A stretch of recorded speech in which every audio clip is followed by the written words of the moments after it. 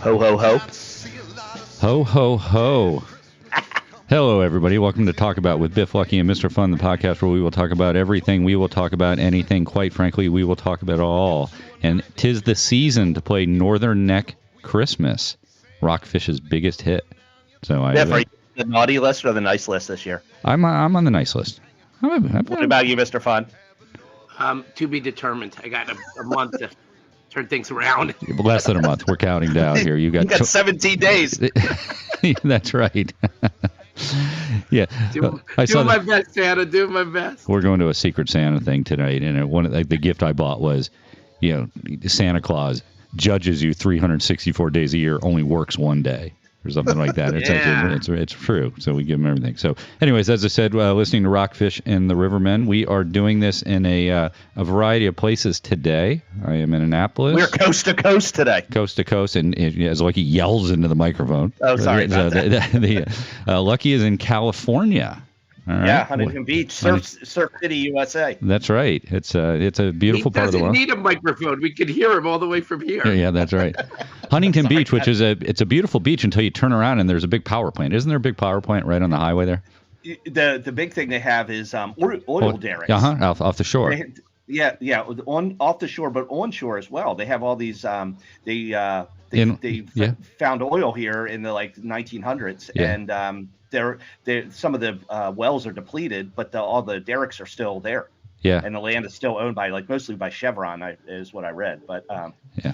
And one of the interesting things about this place is they gave out in the early days, they gave out land if you bought a set of dictionaries. I mean encyclopedias, excuse me. Okay.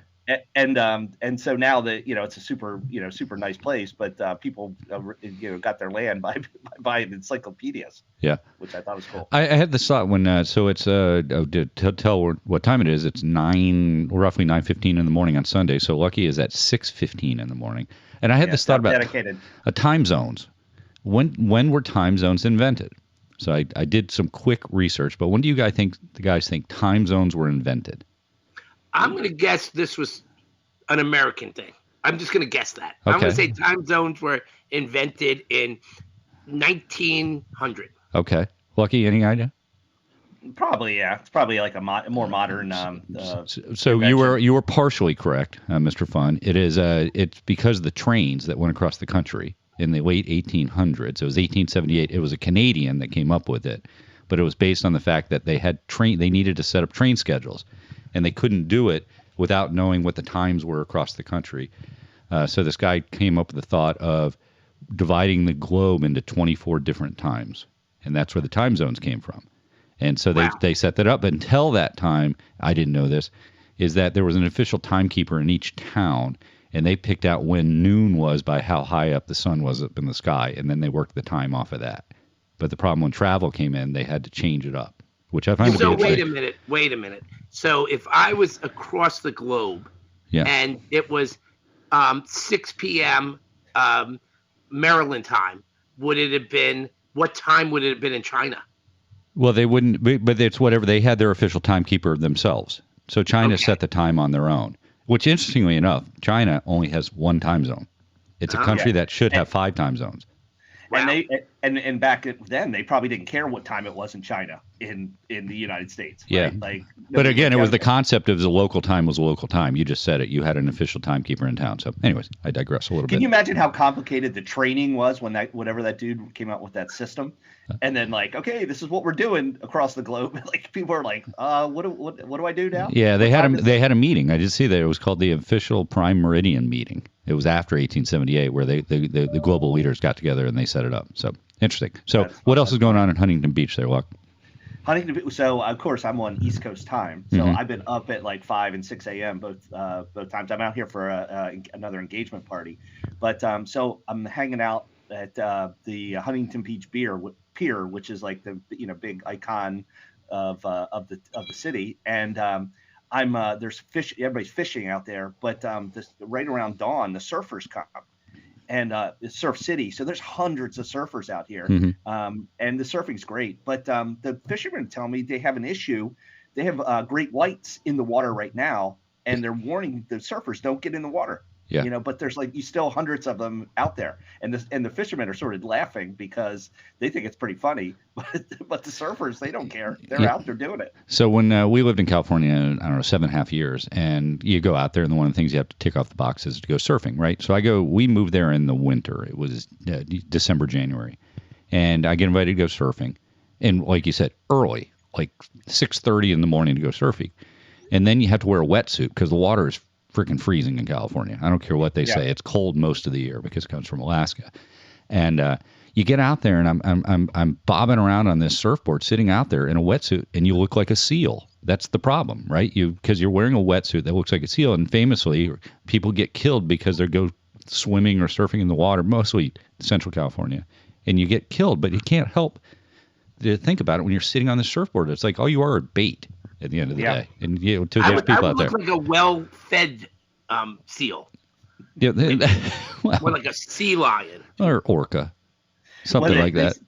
They say to avoid getting bitten, to stay in packs. So all the surfers sort of surf together, but you don't want to be like at the end of the the outer edge. The herd. The outer edge. That's right. Ironically, I was thinking about sharks the other day, and I didn't know you were going to bring this topic up, but like a shark could swim faster than me in the water. I think I could run faster than a shark on land. So I think if we were in a triathlon, it would all come down to the cycling. So stupid.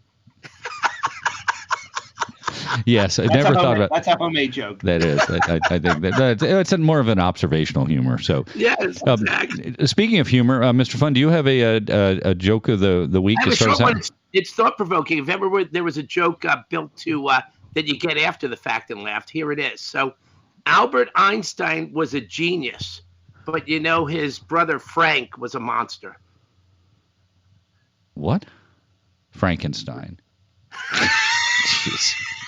That one took a second. Lucky he'll get back to you. He'll laugh in 3 hours when he gets back to I'll laugh tomorrow when I'm listening to the podcast.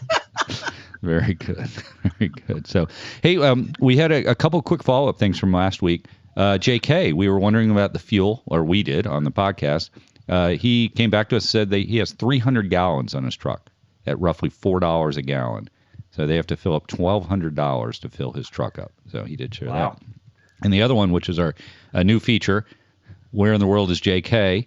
He said he is in Salt Lake City today. Last week he was in Oregon for several days. He's in Salt Lake City, and then he's going to Wisconsin this week. So he is on the move. So that'll be our new feature. He lives in Salt Lake, right? He home bases there for sure because the trucking company is there, and so he pivots out of that a lot. So he's in Salt Lake I was disappointed that he's staying in a hotel. I wanted to hear that he was roughing it in the back of the truck. Again, that's like me camping. I am this. Any possibility of staying in a hotel would be my MO. I will tell you that. So JK is there. The other one, Lucky, I'm just curious. Your unsubscribe, thing, has it worked? I'm still banging it out. Yeah, and I was talking to Rob G at Serona Park. He did the same thing a while ago, and he said, you're going to be happy with your end result. You're gonna, if you religiously do the unsubscribe to all the stuff you don't want, at some point your mailbox is going to be more manageable. So I was only pretending to listen. What are the guidelines? You're going to unsubscribe from every piece of junk, or okay, so not my junk mail. There's stuff that automatically goes into the junk thing, but anything that comes in my inbox that I don't care about, which I get quite a bit of it, I'm going to unsubscribe to it. So there are some things I get every day that I like, but I don't want to spend time every day cleaning my inbox. Do you find yourself on the like you're not sure whether you're going to do it, or you're totally confident when you get it that that's junk? Yeah, most of the time. Thought provoking in any way? Should I keep it? No. Okay. No. And if I'm on the fence, I'll just leave it. All right. But yeah, I mean, there's 20, 30 things a day that hopefully 30 days from now I won't see in my inbox. So anyway, so we'll see.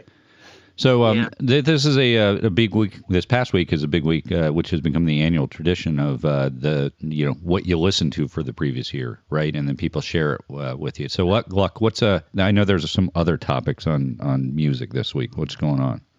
Yeah. So so the Billboard just put out their the top artists of the 21st century list. I thought was interesting. The greatest pop stars of the 21st century. So how, I'm just curious, like of the top 10, how many can you have? I can probably name 2.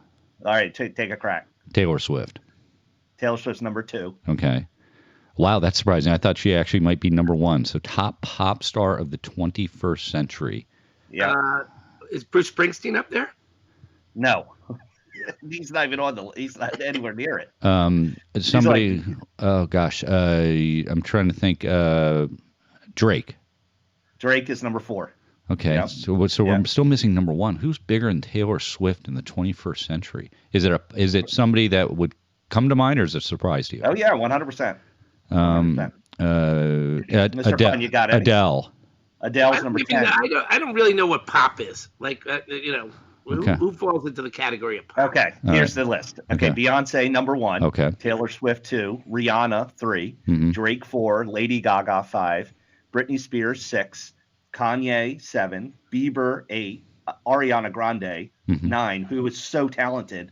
I mean, I've got a new appreciation for her, like seeing her movie, which I haven't seen the movie, but I've seen clips of it. But, her impressions she does of other musicians, and then Adele, number 10. Okay. So those are, which is that's a big switchover. That's majority female, if I think of your list there, which that hadn't historically been that way in the music business. So since everybody wants to know, I went to Spotify to determine, they do this end of the year wrap of my own personal consumption of music, and it's downloaded songs. So I listened to 7,886 minutes of songs. How many? Any guess at all? How many hours I spent listening to music? Anyway, what's the math? I don't know. It's got to be 100. That's 100 hours. 100 hours is 6,000 minutes, right? All right. And I was surprised and laughed at myself that I listened 51 times to Wild Cherry, Play That Funky Music, White Boy. Why is that? Why? I think it's my, what does Deion Sanders have? Like his walk-in song? Yeah. Or whatever. That's my walk-up song. Walk up to what? You know it. No, we know what the song is. We know the song. Why? Yeah, go ahead. That's me getting on the scale, I think. Getting in the shower, coming into the bedroom. Bum, bum, bum, bum. Yeah, that's it. Yeah. That's it. What about you, Luck? I share an account with my son, and he uses it most. So we have a ton of Zach Bryan country music. Is the most listened on our list. Yeah. So mine was, I guess proudly, the number 1 song was Chesapeake Time, because I search it every week and I find it was the most played song by me. It said 33 times, which I actually found to be a little bit low, but it's probably about right. We played other songs throughout the year, but my music was. Kenny Chesney was number 1. Ours was ours. I mostly listened to it, but it was like 27,000 minutes. I listened to a lot of music. Wow, to wrap it up, my top 5 was the number 2, Aretha Franklin, Kool and the Gang, Run DMC, and Rick James. I don't know what that says about me. Those are my top artists. It says you're living in the 80s, is what you're saying. Did you guys, speaking of artists, did you see? Okay, so we talked a lot about Taylor Swift and the Taylor Swift economy. She had the big tour, and she had the movie. Well, okay, she's culminating in a book. Right. It's called Eras Tour book. But the book came out, and they have like ridiculous amount of errors in it, like her songs spelled wrong, missing letters. It's crazy. You would think. I mean, and she sold 800,000 copies. I happened to read that this week. It was the best outside of I think President Obama, for what is effectively a nonfiction book. It was the best-selling nonfiction book for quite some time, and to not have anybody proofing it. That's surprising. They say the Swifties are like really pissed because, of course, they waited in line or whatever you do to get try to get in the first to get the book. They get it and they're reading it, and it's like, you got to be kidding me! Like her songs are spelled wrong. They're really that upset. I mean, gosh, people are pissed. Yeah, now until they put them on eBay because it's the book with all the errors, and then they'll correct it or something like that. Speaking of pissed, I ordered a book online called How to Scam People Out of Money, and it still hasn't arrived.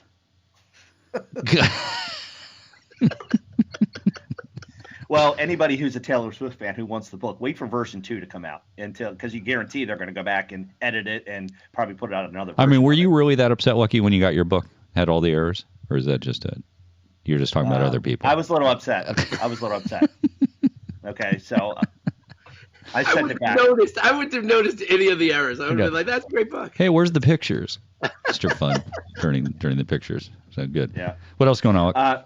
Yeah, so of course, yesterday was big college football day, and did you see this controversy with? So Georgia played the Texas Longhorns in the SEC championship in Atlanta, at Mercedes-Benz Stadium, and they wouldn't let the Texas Longhorn mascot go to the game. The Bevo, the big 1,700-pound steer, right? They wouldn't let him come and be on the sideline, which was interesting. And if you watched the game yesterday, Georgia ended up winning 22-19. You wonder how much of it was the fact that they didn't let Bevo go to the game. What was the excuse for not bringing him?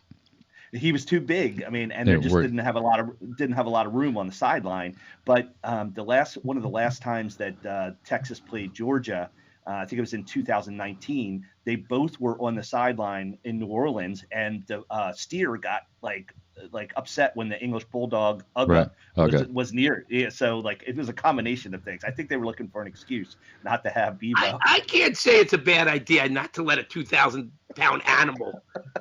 Well, that was go into your stadium. Yeah. It's like Oklahoma, right? They have got the thing with the wagon train, whatever they call it, the Boomer Sooner. That goes around. That tipped one time. I don't know if they still allowed to do it. So we went when we were doing college tours with our oldest daughter. Went to Georgia, got onto the field. We had a very special tour and got onto the field at I forgot the name of the stadium in Athens. But pictures with Uga. It was Uga 3 or 4 or something like that because they don't they're not very creative with the name. It's Uga whatever the number is. It was cool though. They got this doghouse there. Impressive. It's so impressive. I mean, as a Terp fan, can you imagine if we traveled with like a 400-pound turtle? Yeah. Put that on the sideline. We need the dancing one. It wouldn't know if it's dead or alive. It would just sit there. It's funny. It wouldn't have to worry about charging the field. I mean, why wouldn't they? That's what we should start. Is a big turtle. Munch on a head of lettuce. Although it's a snapping turtle, so you got to be careful. A lot of people lose their limbs. So. Yeah. All right. So the other part about yesterday was so Clemson, who came back from the dead, they lost to South Carolina, and they were out of the ACC championship until Miami was upset by Syracuse last week. So Clemson slid into the ACC championship to play against SMU. The winner guaranteed to be in the college football playoffs. So Clemson beats SMU yesterday. And all of a sudden, there's this major controversy: SMU or Alabama. Those are the two teams. Are they going to be? Which of those two teams? Because both of them aren't going to make the playoffs. Which one are not going to make it? And Alabama didn't play yesterday. Alabama did not play because they were not in. They didn't make the SEC championship game. But last Tuesday, when they released the bracket of what teams were in, they basically said Alabama was a shoo-in for the 12. So SMU, so they are already they were in last week. Now they're out because Clemson took their spot, and everybody's like, why do teams play the conference championships then? Yeah, or to the point of which was Lane Kiffin from Ole Miss who waxed Alabama at one point. They have the exact same record as Alabama. They didn't get into the 11th slot, right, which is the one Alabama got put into. So it just seems like it's such a bias towards Alabama, and it's screwing all these other teams. Because I think, if I remember the records last night from the SMU game, even when they lost, they're 10-3 now. I think Clemson's 10-3. 10-2. They were 10-2 before they lost, weren't they? No, they were 10-1 SMU, and they lost. So they have a better record from Alabama. They played at least one more game, right, than Alabama, and now they're going to be on the outside looking in. It doesn't seem fair. Well, so SMU didn't play a tough schedule. Alabama did, and they did well. But the other thing, Alabama's 2 losses were to 6 lost teams. Right, that's right. Yeah, so it's going to be really interesting. And they're leaning towards Alabama because everybody likes Alabama. And they basically said last week they're already in no matter what. So poor SMU, I think, is not going to make it. And it's going to set the world on fire, I think, on Tuesday when they announce. And when do they start the tournament? I think next week. Well, next weekend. Army Navy's this weekend, right? This coming weekend. There must be got to be a little break, isn't there? Oh yeah, that may be because the first round games are at the higher seeds venue, home game. Right. So yeah, maybe it is 2 weeks from now. Mrs. Fun got mad at me yesterday because she said that my whole life revolves around college football, and it was sad because, we've been together 25 seasons. 25 seasons. Mrs. Fun said, I said, honey, long before NIL, I loved you. Is she in the in your college football Hall of Fame? She is. She's in my college football Hall of Fame. Hey, you guys have a what is your most hated? What would you put on the TV and you root against that team immediately? I'll admit mine is Penn State. Mine's Penn State too. I found myself just so passionately rooting for them to lose against Oregon yesterday. That one different? Yeah, I don't. I've never been a Notre Dame fan. I just don't care for Notre Dame. I've never understood the appeal for people, and obviously it's a Catholic school, so a lot of Catholics had migrated to Notre Dame to follow Notre Dame nationally. I'm like, why? I just don't know why. There's other Catholics. So you're anti-Catholic. No, I'm not anti-Catholic. I just didn't understand the appeal of Notre Dame if you weren't from Chicago area or northern Indiana. I don't find myself rooting for them. I get the Penn State thing. I always get hung up in the conference thing, though. Sometimes I want the conference to win. Obviously, Penn State was playing Oregon yesterday, so it's a little you can't root, against the conference. But yeah, Notre Dame's one that I always struggle to root for. Yeah, we had a conversation yesterday about Notre Dame because there were some Notre Dame fans at the engagement party I was at, and it's interesting to see that Notre Dame has survived this whole era of like not being affiliated with a conference and whatever. And I was like, are they going to continue to survive? And everybody sort of was like, yeah, they will. And I'm like, are you sure? Because they play a weak schedule though, right? They play they win the Commander in Chief's trophy, right? They play the 3 academies. USC was down this year, right? So they're 5 ACC teams. So right. ACC is not strong. Yeah, so they definitely getting through this year for sure. Go sorry. No, you go. A couple random thoughts. Did you see Dion's kid bought his offensive lineman a $200,000 car? Oh, nice. Wow. One of the linemen or all of them? I think so. He said, he ironically he was the kid who teased Maryland up into the end and then selected Colorado, a 5-star offensive tackle, who I guess obviously starts for Colorado. He thanked him for protecting his blind side, and he bought him a $200,000 car. It's crazy. I also saw with the guy, is it Travis Hunter? Yes. The other guy on Colorado. They asked him if he was going to play in the bowl game, and he just was like, hell no. And then they asked him what would it take for him to play, and he said $5 million to play in the. And I know he possibly was half joking, but that's sort of the state of college football right now. Yeah, crazy. Go back to your question though. I'm much more passionate about basketball, about teams I will root against. You can name it: North Carolina, Duke, UVA. I would probably put Michigan in that group too. I just find, and that's probably more related to the fans. I just think their fans are obnoxious. They do. How about do you usually find yourself? It's not a Maryland game, rooting for the underdog, or do you have a perennial powerhouse that you're on their bandwagon? That's in football, which interestingly enough, this year I have to change it. I've always been a USC fan. I just like USC. Really? Yeah, because we lived in California, and that was really our pro team. That was the Reggie Bush years and all that.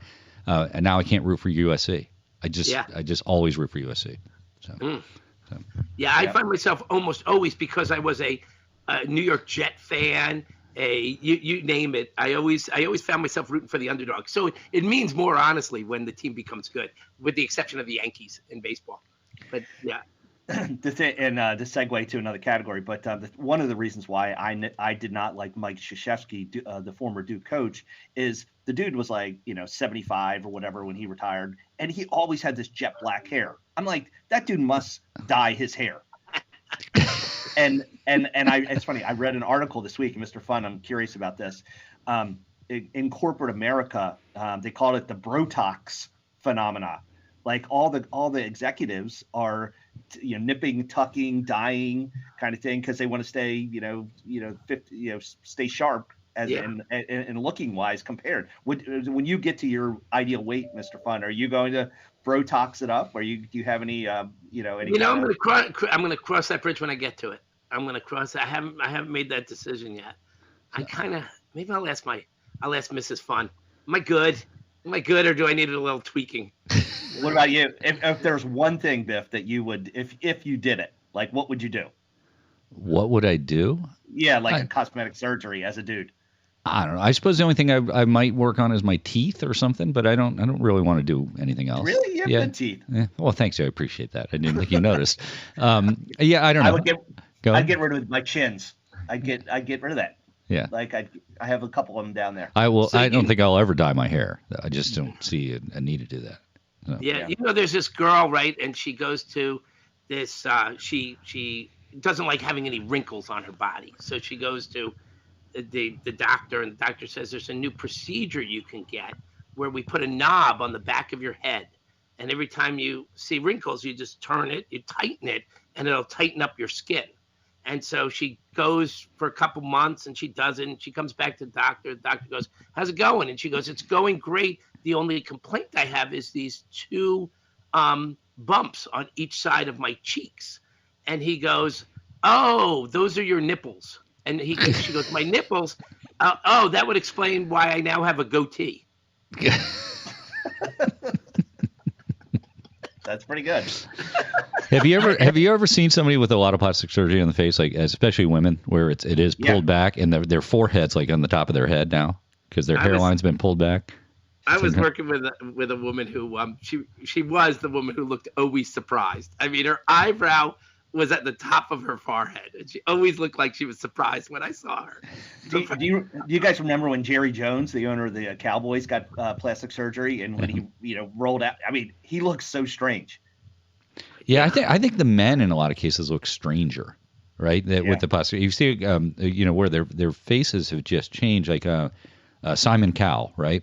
If you see him now from American Idol fame or whatever he is, America's Got Talent, he just looks bizarre. He just looks bizarre. So what do you guys? Okay, so I read this story this week, and I'll title it as Hymenoplasty. Okay. Well, just title it that, Lucky. Or I could title it Virgin Again. Okay. Right.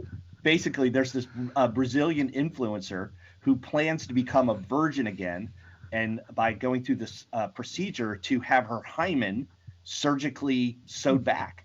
It's a $19,000 procedure, and she basically wants to be a virgin again. And so I was like, wait a minute, if you've had sex, you're not a virgin anymore, regardless of what you're doing down there. Yeah. I don't know. What's your guys' take on that? I tried to find a hymen joke quickly, but they were all terrible. Oh God. Ugh. Okay. That is bad. I agree with you, Lucky. I think the technical definition has been broken in that sense. That you're virgin once. Whoever's following Ravina Hanley, 23, she's again a Brazilian influencer. She's. So remember, I saw you two at the basketball game this week, the Maryland basketball game, which they played well against Ohio State. That I had read about the #1 OnlyFans girl in 2024. She made $46 million, and she claims she's a virgin. And OnlyFans is famous for it's basically striptease or whatever it is, sexual stuff. And she claims she's a virgin, and she puts it out there like she's this chaste person. It's just odd to me. And she had one person pay her over $4 million. Just to kind of talk to her, chat with her. Yeah, just be online, I guess. And it's crazy, but to make $46 million is in 1 year doing OnlyFans. Gosh, if you're paying $4 million just to see somebody behind a computer, that's pretty freaking desperate. Yeah. Well, I was going to say, why would you get a hymenoplasty or whatever you called it? Maybe so you can go on OnlyFans and pretend to be a virgin. That's right. Like, yeah, that's right. All you have to do is say it enough, I suppose, and people might believe it. I guess so. I thought it was interesting. No, wait, now you got me curious, and I hate to be like. Does she flirt with these guys as a virgin? Does she show off her body? Biff, when you with your prescription, like, do you just pay her, or do you pay lots of people? I have so many questions for you. I wouldn't know, Mr. Brennan. I believe I read this in the Wall Street Journal, but we can take it as. I believe I read that long expose in the Wall Street Journal. Yes, that's how you got so smart on the topic, Biff. That's unbelievable. I know a variety of topics, gentlemen. I know a variety. All gleaned from the Wall Street Journal, not yes, my personal. Exactly. Right. You know, now, Biff, did you pay $19,000 to lose your virginity, or no? Was that just a bad rumor? Very good. Very good. So. All right, and my last thing. Okay, so we introduced this spot last week. The draft. We did the Maryland fans draft. So okay, Biff, do we have any music? Okay. What are we playing, Lucky? We're playing Talk About Deserted Island Draft this week. Okay. I don't know if you could hear it, but I played the music. Okay. All right. Excellent. Thank you. Okay. So this one is you're on a deserted island. There's 4 categories for those of you who have not didn't listen last week. So, and we're going to do a little bit of a draft. Biff, you get to go first this time. I'm picking second. Mr. Fun, you're picking third. Why does Biff always get to go first? I don't know. Random. I thought you went. I think you went first last week. He does it alphabetical. Right. It's alphabetical. Yeah. Okay. Okay. And the object of this is to draft your 4 categories to live the longest and have the most fun while you're on the deserted island draft. All right. Okay. All right. So the options are: you're stranded with Joy Behart, who's pretty damn annoying. Right. Kevin Hart or Martha Stewart, which I really wouldn't want to be stranded with any of them. You're stranded with a pallet of Scotty's vodka, Corona beer, or water. Your tools you're stranded with either ability to make fire, you have a hatchet, or you have one of those fishing nets. And your food item is you're stranded with Spam, sardines, or those nasty snails that Biff brought. Like escargot. Yeah, escargot. Okay. All right, Biff, go ahead. You can, and then we're going to evaluate who has the best draft afterwards. Oh, I'm going to go for the easiest one first. I'm going to take Kevin Hart. Biff is taking Kevin Hart. Yes. Okay. Right. Yeah. Good luck with the other 2, gentlemen. Okay. Lucky is going to take. So I'm going for pure survival. So I'm taking the pallet of water. Okay. Okay. All right. And Mr. Fun, what do you get 2 picks? I'm gonna take fire. Fire. Okay. And I'm gonna take Scotty's vodka. Scotty's. Okay. Good. Okay. And then I am going to take, with my next pick, I'm going to take that fishing net. Okay. And then, all right, Biff, you get your last 2, or you get a pick. All right, I'm going to take the sardines. I do like sardines. I like the so sardines. And what were the drink selections? It's a pallet of Corona. You can have Corona left. I'll take the Corona. Okay. And then, all right, and then I'm going to finish out. Let's see. Lucky is going. I have water, fishing net, and I'm going to take. Damn it! I don't want Martha or Joy Behart. Oh man. Give me. I don't like Spam either. I would take Martha Stewart. I would take Martha Stewart. She'd cook you food. Okay, I'll take Martha. See? Look at that. Yeah. Good luck, okay. Mr. Fun. All right, Mr. Fun. You get you have fire, Scotty's. What else? I guess I'll take the Spam.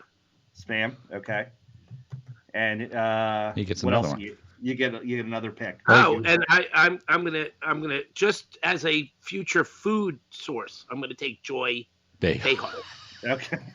You're gonna eat her? I'm gonna kill her, light a fire so I can cook her, and then I'm gonna eat her over a 7-month period. Okay, so your draft is complete, Mr. Fun. You have fire, Scotty's, Spam to eat, and Joy Behart. Okay, I have a pallet of water, a fishing net, Martha Stewart, and snails. Yes. Okay, and Biff has Kevin Hart, sardines, Corona, and a hatchet. There you go. I'm comfortable with that. Okay, so of the drafts, who actually is going to live the longest and have the most fun of our drafts? I have a pallet of Scotty's. Can you live on just Scotty's? I don't think so. Really? Like I still need water, or would that replace my water? No, you would dehydrate, unfortunately. Alcohol will make you dehydrate.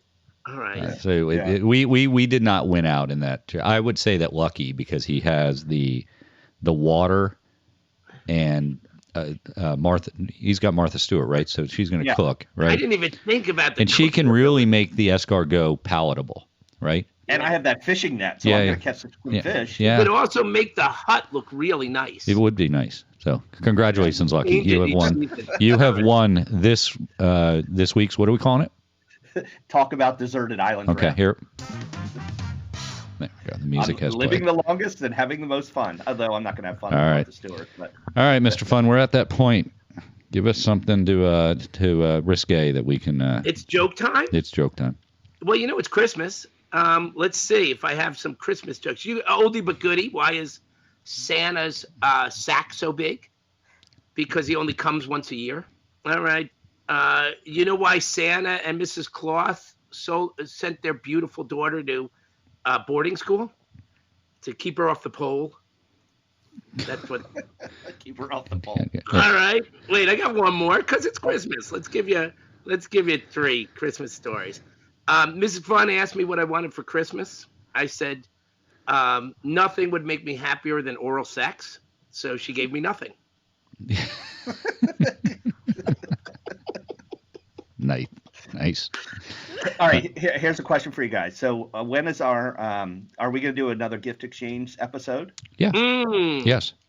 Yes. For sure. Is it next week or the week after? Oh, it'll be the week after. It should be the Sunday before Christmas. Christmas is a Thursday or a Friday this year. What is it? A Wednesday. Or Wednesday. Wednesday, 25th, yeah. I only had 7 guesses. I would have gotten there. So, yeah, we'll do it. We'll do it the Sunday before Christmas. So that's the time we will do it. So, and how do the folks get a hold of us, Lucky? Mr. Fun, how do they get a hold of us?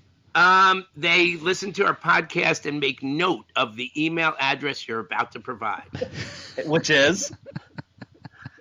Talk About 2023 with Biff Lucky, Mr. Fun.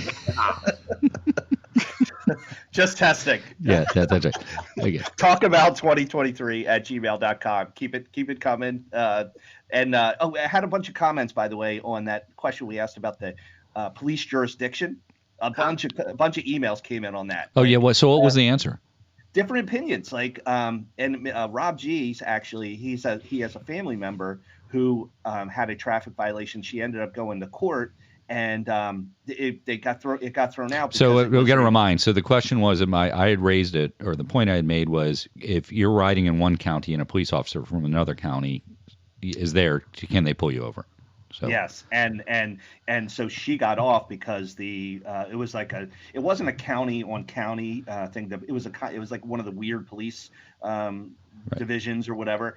The case got thrown out, and then I heard another listener basically said, if like a PG County cop flicks on their lights in PG County, but pulls you over in Montgomery, that's okay. The lights have to come on. The pursuit has to happen or start in the county for it to count.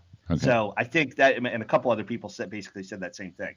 So, that makes sense. That question. Okay. Yeah. Well, good. Well, I appreciate that. So, I don't know if we said talk about 2023 at gmail.com. Maybe we did after Mr. Fun butchered it there. So, well, it's good seeing you guys remotely. Wait, I'd like to a special shout out, 2 special shout outs. One to Biff for purchasing. I'll reimburse you. And sending me my new microphone. I hope you guys enjoyed the voice of Mr. Fun through a new microphone. Yeah. And also a very special shout out to Mrs. Fun on her birthday today. Happy birthday. Happy birthday. This is Lucky and my gift to her is the podcast when we send it out later. I have a shout out too, by the way. Alexis and Reed's engagement party, they got engaged. That's why I'm out here. So I know they're going to be listening. We had a great time at their engagement party yesterday. I tested some of these topics out with them. Played some Flip Cup, Mr. Fun. Nice. Which was good. And we played a couple other drinking games that I'll bring back to Maryland with me. Have you gotten any better at Flip Cup?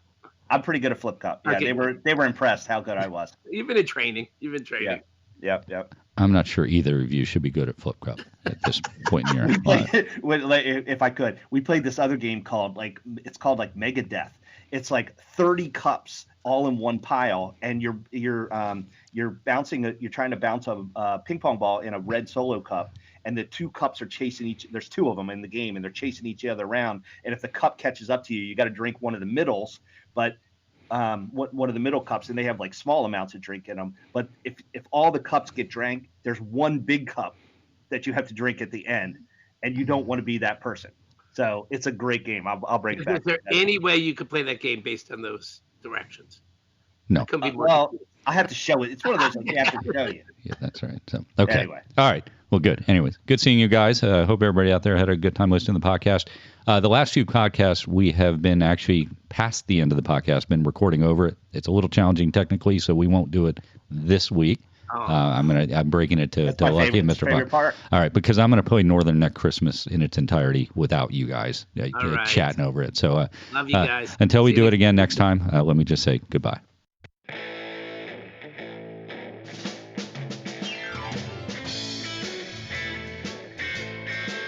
You know Christmas is coming, even though it might not be that cold out, might not see a lot of snow. Yeah, Christmas is coming, it's in the river air. Wrap a hammock, all Potomac, you know Santa will be there. If you're 2 or 92, you know in a few short weeks, Santa will be coming down your creek. We'll have a Northern Egg Christmas, hang your crabs upon the tree. Have a Northern Egg Christmas, get your oysters for free. Have a Northern Egg Christmas, you might not see a lot of snow. A Northern Egg Christmas, hang out by the fire's glow. Well, Santa could live anywhere, I'll make you a bet. He moved the North Pole right to the Northern Egg.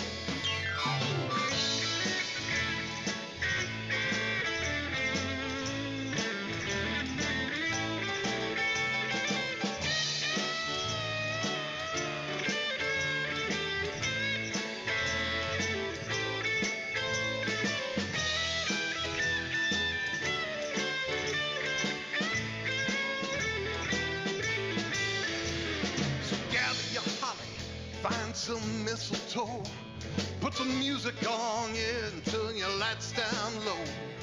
Grab a little eggnog, throw in a little rum. Yeah, now we're getting ready for some Christmas time fun. From Whitestone to Warsaw, the Wacomico, it's a Merry Christmas everywhere you go. We'll have a Northern Egg Christmas, hang your crabs upon the tree. Have a Northern Egg Christmas, get your oysters for free. Have a Northern Egg Christmas, you won't see a lot of snow. Yeah, Northern Egg Christmas, hang out by the fire's glow. Well, if Santa could live anywhere, I'll make you a bet. He'd move the North Pole right to the Northern Egg. We'll have a Northern Egg Christmas, hang your crabs upon the tree. Have a Northern Egg Christmas, get your oysters for free. Have a Northern Egg Christmas, you won't see a lot of snow. Yeah, Northern Egg Christmas, hang out by the fire's glow. Well, if Santa could live anywhere, I'll make you a bet. He moved the North Pole right to the Northern Egg. Well, if Santa could live anywhere, I'll make you a bet. He'd move the North Pole right to the Northern Egg.